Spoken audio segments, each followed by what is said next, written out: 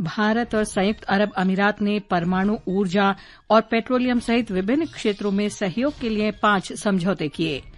भारत ने रियाद में भारत खाड़ी सहयोग परिषद बैठक में गजा में युद्ध विराम और इजरायल फलस्तीन संघर्ष के लिए आपसी बातचीत से समाधान का समर्थन किया।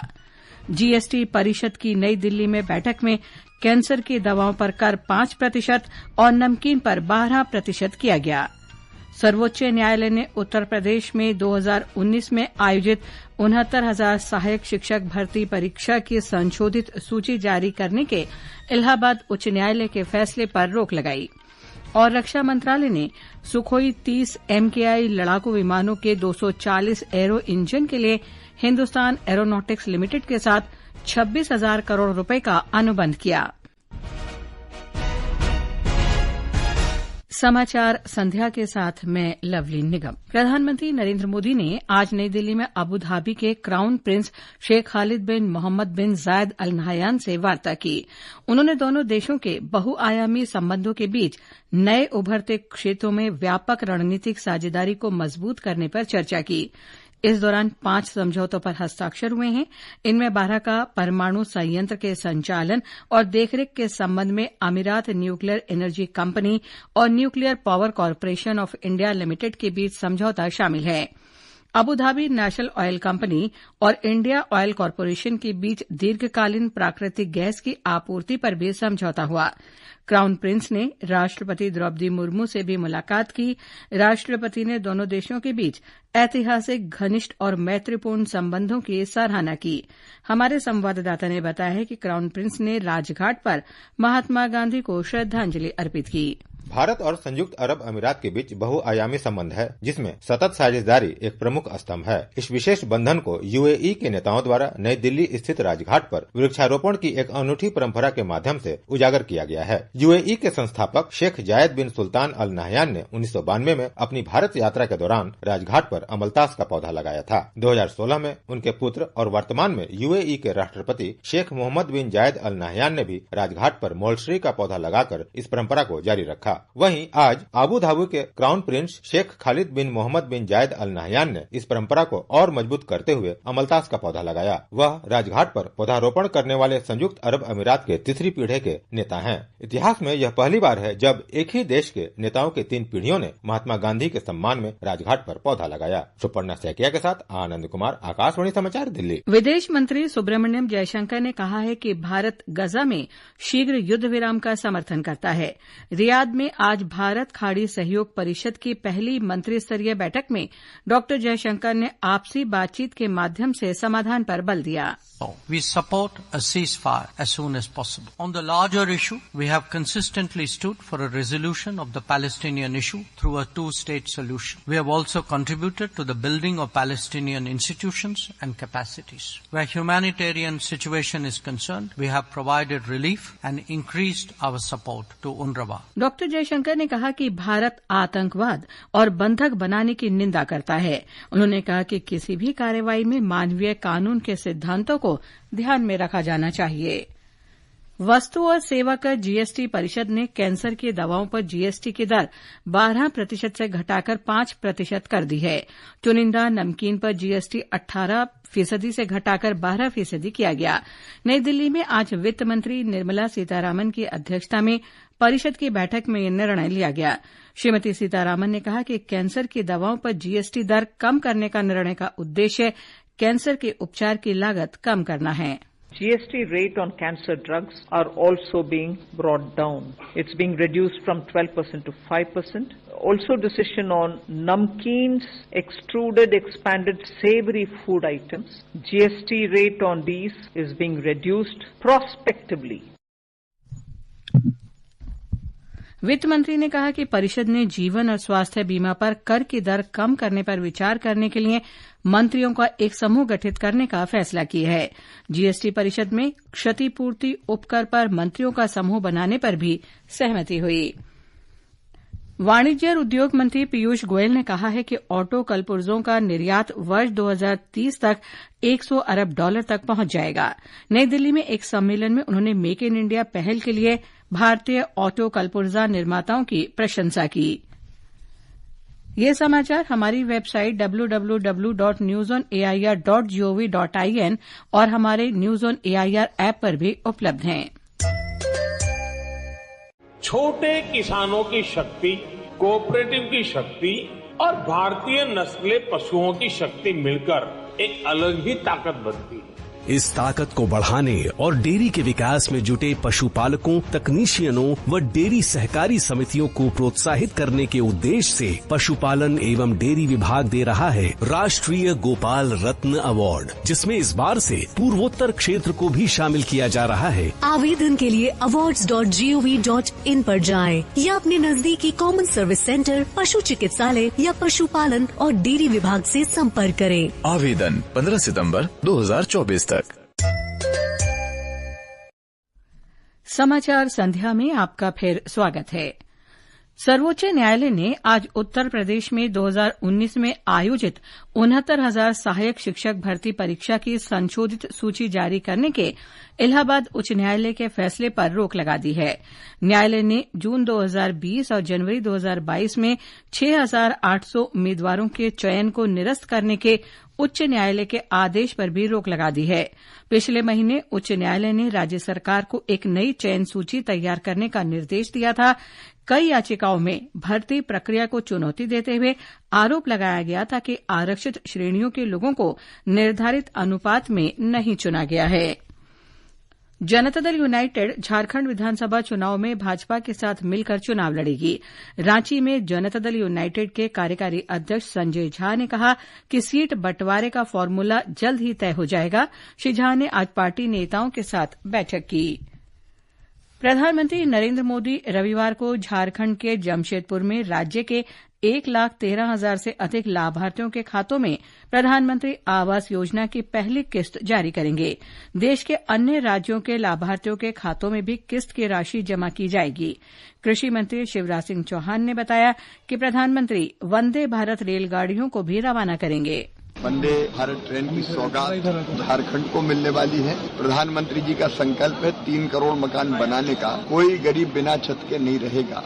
1 करोड़ शहर में और 2 करोड़ गांव। तो 2 करोड़ जो गांव में मकान बनने हैं, उनके अलग अलग राज्यों के जो पहले साल मकान बनने लगभग 40 लाख, उन हितग्राहियों के खाते में प्रधानमंत्री जी पहली किस्त का पैसा डालेंगे। प्रधानमंत्री नरेंद्र मोदी बुधवार को ग्रेटर नोएडा में सेमिकॉन इंडिया सम्मेलन का उद्घाटन करेंगे। सम्मेलन का आयोजन शेपिंग द सेमीकंडक्टर फ्यूचर विषय पर किया जा रहा है। 3 दिन के सम्मेलन भारत की सेमीकंडक्टर रणनीति और नीति का प्रदर्शन करेगा। इसमें भारत को सेमीकंडक्टर के लिए एक वैश्विक केंद्र बनाने की परिकल्पना की गई है। आम आदमी पार्टी ने आज हरियाणा विधानसभा चुनाव के लिए 20 उम्मीदवारों की पहली सूची जारी की। पार्टी ने बिजेंद्र हुड्डा को रोहतक से, इंदु शर्मा को भिवानी सीट से, पवन फौजी को उचाना कला से और जयपाल शर्मा को घरौंडा से उम्मीदवार बनाया है।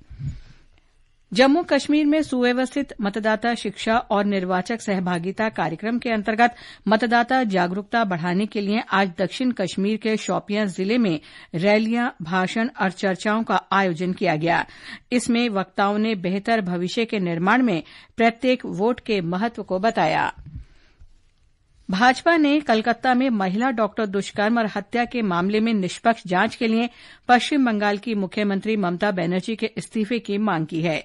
नई दिल्ली में पार्टी प्रवक्ता गौरव भाटिया ने महिलाओं को सुरक्षा प्रदान करने में विफल रहने के लिए कोलकाता पुलिस आयुक्त को भी बर्खास्त करने की मांग की है। मध्य प्रदेश के मुख्यमंत्री मोहन यादव ने आज लाडली बहना योजना के अंतर्गत 1 करोड़ 29 लाख महिलाओं के खातों में 1,574 करोड़ रुपए की राशि जारी की। उन्होंने मध्य प्रदेश के बीना में एक कार्यक्रम में लगभग 215 करोड़ रुपए के विभिन्न विकास कार्यों का लोकार्पण और भूमि पूजन भी किया। स्वास्थ्य मंत्रालय ने कहा है कि देश में एक मरीज में मंकी पॉक्स संक्रमण की पुष्टि हुई है। उसने हाल ही में मंकी पॉक्स संक्रमणग्रस्त देश की यात्रा की थी। रोगी को विशेष अस्पताल में अलग रखा गया है। उसकी हालत फिलहाल स्थिर है। फिलहाल लोगों के लिए किसी व्यापक संक्रमण के खतरे की कोई संकेत नहीं है। ये समाचार आकाशवाणी से प्रसारित किए जा रहे हैं। रक्षा मंत्रालय ने 26,000 करोड़ रुपए से अधिक की लागत से सुखोई 30 MKI विमानों के लिए 240 AL-31 FP एरो इंजन के लिए हिंदुस्तान एरोनॉटिक्स लिमिटेड के साथ एक अनुबंध पर हस्ताक्षर किए हैं। इन एरो इंजनों का निर्माण HAL के कोरापुट डिवीजन द्वारा किया जाएगा और सुखोई 30 MKI बेड़े की परिचालन क्षमता को बढ़ाया जाएगा। HAL सालाना 30 एरो इंजनों की आपूर्ति करेगा। सभी 240 इंजनों की आपूर्ति अगले 8 वर्ष में पूरी होने की उम्मीद है। इससे सरकार की आत्मनिर्भर भारत पहल को बढ़ावा मिलेगा। सेना और वायुसेना ने आज लॉजिस्टिक ऑपरेशन में कर्मियों के कौशल और क्षमता निर्माण को बढ़ाने के लिए गतिशक्ति विश्वविद्यालय के साथ एक समझौता ज्ञापन पर हस्ताक्षर किए। रक्षा मंत्री राजनाथ सिंह ने कहा कि विश्व स्तरीय और भविष्य के लिए तैयार लॉजिस्टिक प्रणाली बनाने तथा रक्षा क्षेत्र में आत्मनिर्भरता हासिल करने के लिए महत्वपूर्ण साझेदारी है। जोधपुर में बहुपक्षीय अभ्यास के दौरान तीनों सशस्त्र बलों के उप प्रमुखों ने पहली बार स्वदेशी हल्के लड़ाकू विमान तेजस में उड़ान भरी। जोधपुर वायुसेना स्टेशन 29 अगस्त से 15 सितंबर तक बहुपक्षीय अभ्यास तरंग शक्ति के दूसरे चरण की मेजबानी कर रहा है। एक रिपोर्ट। कार्यक्रम के दौरान वायुसेना के एयर मार्शल AP सिंह ने सिंगल सीटर LCA तेजस फाइटर जेट उड़ाया, जबकि नौसेना और सेना के उप प्रमुखों ने LCA के ट्विन सीटर प्रशिक्षण विमान में उड़ान भरी। इस युद्धाभ्यास के दौरान 12 से 14 सितंबर तक एक रक्षा प्रदर्शनी भी आयोजित की जाएगी, जिसमें भारत अपने स्वदेशी हथियारों और विमानों का प्रदर्शन करेगा। इस प्रदर्शनी का मकसद मित्र देशों के बीच स्वदेश निर्मित रक्षा उपकरणों को बढ़ावा देकर रक्षा निर्यात की वैश्विक संभावनाओं का पता लगाना है। जितेंद्र द्विवेदी, आकाशवाणी समाचार, जयपुर। प्रधानमंत्री नरेंद्र मोदी ने लोगों से पद्म पुरस्कारों के लिए प्रेरक हस्तियों को नामांकित करने का आग्रह किया है। नामांकन की अंतिम तिथि 15 सितंबर है। प्रधानमंत्री ने कई नामांकन प्राप्त होने पर प्रसन्नता व्यक्त की है। नामांकन awards.gov.in पर किए जा सकते हैं। बम्बई शेयर बाजार का समिति सूचकांक आज 376 अंक बढ़कर 81,560 पर बंद हुआ। निफ्टी भी 84 अंक बढ़कर 24,936 पर पहुंच गया। भारत इस वर्ष अगस्त तक श्रीलंका पर्यटन के लिए अग्रणी बाजार में शीर्ष पर रहा है। लगभग 2,60,000 भारतीयों ने इस दौरान श्रीलंका की यात्रा की।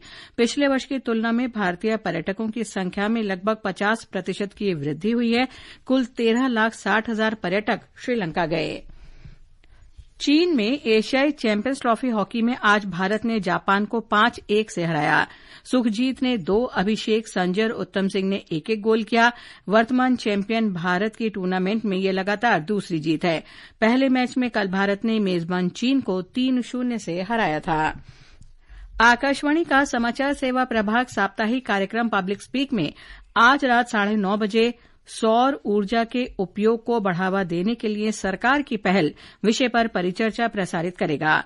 इसमें नवीन और नवीकरणीय ऊर्जा मंत्रालय में सलाहकार अरुण कुमार त्रिपाठी और राष्ट्रीय सौर ऊर्जा संस्थान के महानिदेशक प्रोफेसर मोहम्मद रेहान शामिल होंगे। कार्यक्रम आकाशवाणी के गोल्ड चैनल और अतिरिक्त मीटरों पर प्रसारित होगा। श्रोता टेलीफोन नंबर 011-2342-1050 और 011-2331-4444 पर विशेषज्ञों से प्रश्न पूछ सकते हैं। अंत में मुख्य समाचार एक बार फिर। भारत और संयुक्त अरब अमीरात ने परमाणु ऊर्जा और पेट्रोलियम सहित विभिन्न क्षेत्रों में सहयोग के लिए 5 समझौते किए। भारत ने रियाद में भारत खाड़ी सहयोग परिषद बैठक में गजा में युद्ध विराम और इजरायल फलस्तीन संघर्ष के लिए आपसी बातचीत से समाधान का समर्थन किया। जीएसटी परिषद की नई दिल्ली में बैठक में कैंसर की दवाओं पर कर 5% और नमकीन पर 12% किया गया। सर्वोच्च न्यायालय ने उत्तर प्रदेश में 2019 में आयोजित 69,000 सहायक शिक्षक भर्ती परीक्षा की संशोधित सूची जारी करने के इलाहाबाद उच्च न्यायालय के फैसले पर रोक लगाई। इसके साथ ही समाचार संध्या का ये अंक समाप्त हुआ। नमस्कार।